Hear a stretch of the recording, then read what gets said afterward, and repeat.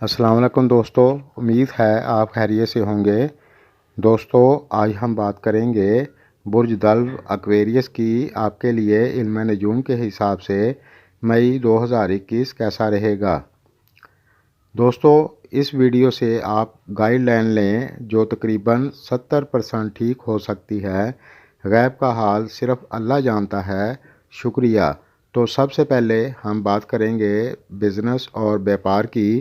तो जो लोग बिज़नेस करते हैं उनके लिए मई का महीना अच्छा रहेगा। आपकी इनकम बहुत अच्छी होगी इंशाअल्लाह। और जो लोग जॉब करते हैं आपके लिए मई का महीना ठीक रहेगा। आप मन लगाकर मेहनत करें, इंशाअल्लाह कोई दिक्कत नहीं होगी। 15 मई के बाद थोड़ा सा ये महीना स्लो हो सकता है, लेकिन घबराने की ज़रूरत नहीं है। इस दौरान अगर आप अपनी बोली को मीठा रखेंगे तो आपको दिक्कत नहीं होगी और इस दौरान आपको फ़ायदा होगा। दोस्तों, आगे बढ़ने से पहले मेरी एक दरख्वास्त है। जिन दोस्तों ने मेरे चैनल को पहले सब्सक्राइब नहीं किया तो कर लें, साथ बेल आइकन पर क्लिक कर दें और वीडियो को लाइक कर दें। इससे हमारी हौसला अफजाई होती है। शुक्रिया।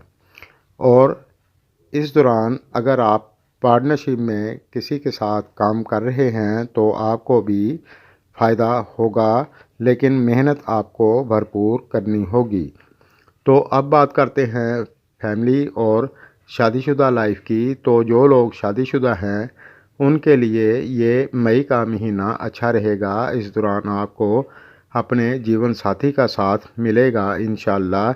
अब बात करते हैं फैमिली की। तो इस दौरान आपकी फैमिली में खुशी का माहौल रहेगा।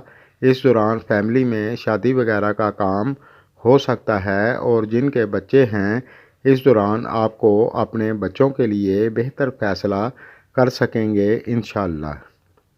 अब बात करते हैं सेहत की। तो इस लिहाज से मई का महीना आपके लिए काफ़ी हद तक ठीक रहेगा।